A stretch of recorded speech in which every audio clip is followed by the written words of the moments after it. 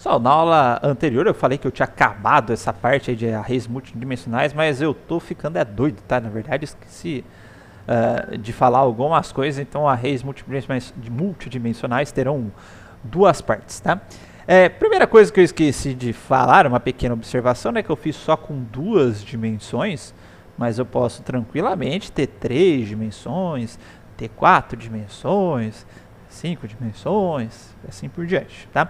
Outra coisa que eu esqueci de mencionar é o seguinte, né? A gente viu que quando a gente tem aquele array de 2 dimensões, né? Eu tenho o array, ele aponta para esse primeiro array, esse meu identificador, né? Que aponta para os demais arrays, tá? Então cada posição desse aponta para um array, essa posição aponta para outro array, essa para outro array, essa para outro array, assim por diante. Deixa eu pular essa parte. E se eu tiver com 3 dimensões, né? Se eu tiver com 3 dimensões, um array aponta para um array que aponta para outro array, certo? Então essas duas primeiras dimensões são arrays de ponteiros. Sempre a última dimensão vai ser o array de fato que vai armazenar os dados, tá? Então aqui eu especifico o array, né? Ele aponta para este primeiro identificador, né? Aponta para esse primeiro array, tá? Que tem n posições, ó, tá? Cada uma dessas posições desses arrays, eles vão apontar para um outro array que vai ter m posições, e cada uma dessas m posições de cada um desses arrays aponta para um array de O posições, tá? Então essa é a primeira coisa que eu esqueci de mostrar para você. Segunda coisa que eu esqueci de mostrar para vocês, tá? Questão do for aprimorado, que a gente viu lá na questão do array unidimensional, para percorrer esses arrays agora multidimensionais. Então vamos ver como é que fica, tá? Indo para o NetBeans aqui, supor que pegar esse mesmo exemplo que eu fiz aqui, tá? Para imprimir esta nossa princípio que a gente está chamando de matriz, eu quero fazer a mesma coisa com for aprimorado. Então beleza, vamos fazer com for aprimorado agora, tá?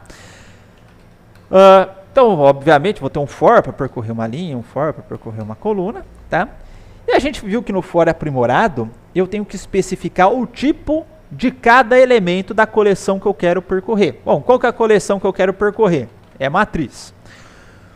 O que é cada elemento dessa matriz? É um array. Lembra que a hora que eu debuguei o código, eu colocava lá, né? Cada elementozinho da matriz era um array de inteiros, tá? Se a gente pegar a figura aqui na ilustração do caso bidimensional, tá? Cada elemento, tá?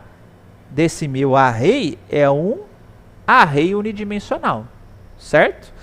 Então aqui, se eu tenho uma matriz inteira, a primeira dimensão, ou seja, cada posiçãozinha dessa minha matriz, ele vai conter um array de inteiros, tá?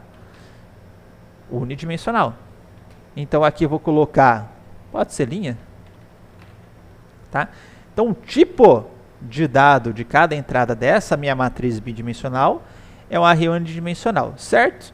E depois, uma vez que eu tenho a linha, que é aquele vetorzinho, como que a gente fazia para percorrer um vetor de inteiros, né? O tipo de cada elemento do vetor de inteiros é inteiro, tá? Então, int elen, quem que eu vou percorrer? A linha, tá? Então, ó, a cada iteração desse for aqui, ele vai me retornar um array da matriz. E aí, para cada array dessa matriz, eu vou percorrendo os elementos dele, tá?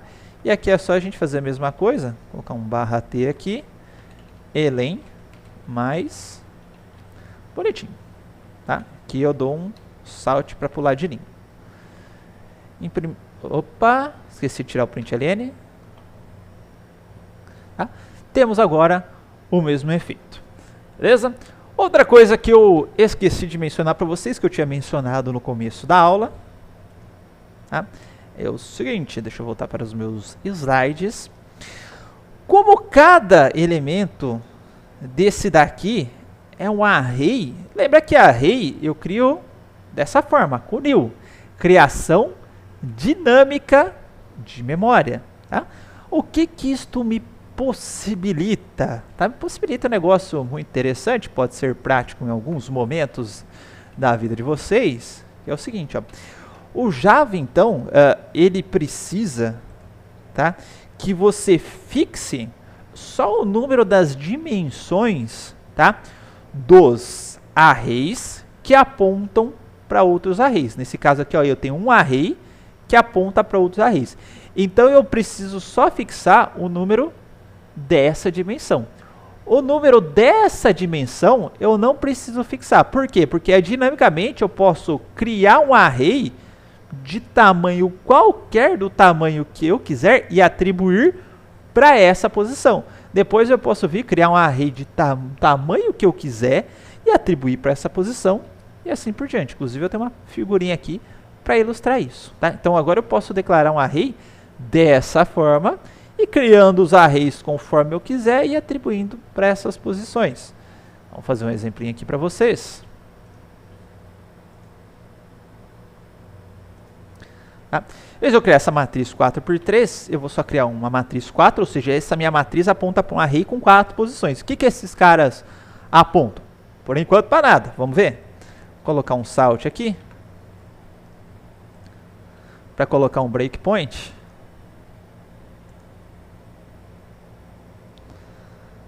Vou aqui nas minhas variáveis.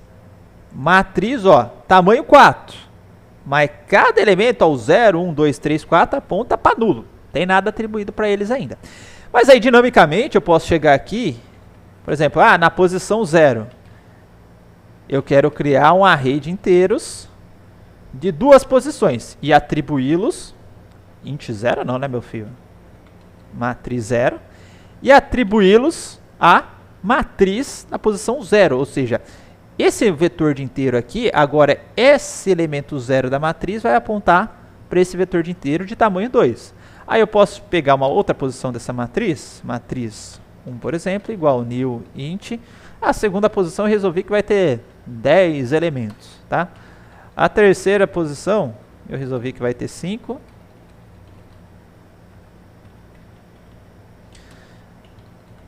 E a quarta posição eu resolvi que vai ter...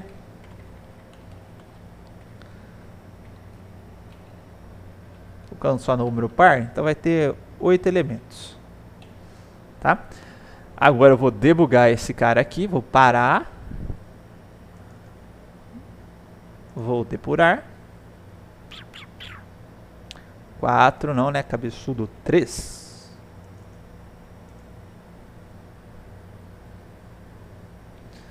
Vou aqui nas minhas variáveis, então tem aqui, ó, matriz, tamanho 4, ó.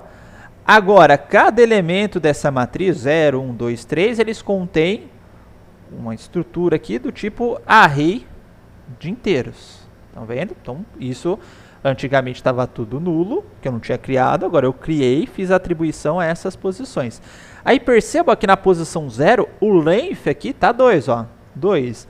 Na posição 1, o length está 10. Na posição 2, o length está 4. Na posição 3, o length está 8. Tá? Como é vetor de inteiro, ele já está colocando todos esses caras aqui com o valor 0. Beleza? E aí eu fiz um exemplinho aqui no slide. Deixa eu colocar aqui. Eu acho que eu fiz esse exemplinho. Isso aqui, tá? Da criação de uma matriz triangular, tá? Criei, ó, um vetor teste aqui, um array, desculpa, bidimensional teste, com 10 posições.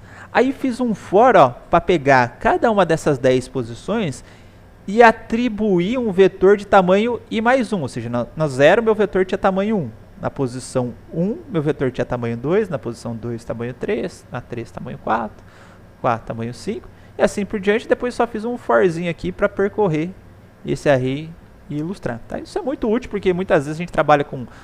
Precisa de uma estrutura duplamente indexada, né? Para especificar o índice de um elemento e de outro elemento. E muitas vezes a gente não precisa da matriz completa, só a diagonal inferior dessa matriz já nos é suficiente, principalmente na área de ciência de dados, aprendizado de máquina, tudo. Então é interessante a gente criar esse tipo de estrutura de dados, porque como a gente lida com um volume de dados muito grande, a gente consegue economizar memória com isso, tá? Outra coisa que eu não tinha colocado nas aulas anteriores, mas é bem natural, já que a gente pode retornar tipos por referência, tá? Então posso retornar um objeto numa função, como o vetor ele é um objeto, ele é um tipo por referência, tá? A gente pode tranquilamente retorná-los aqui, especificá-los, né, como tipo de retorno de função, beleza? Então é isso. Agora sim, matei a parte dos arrays bidimensionais.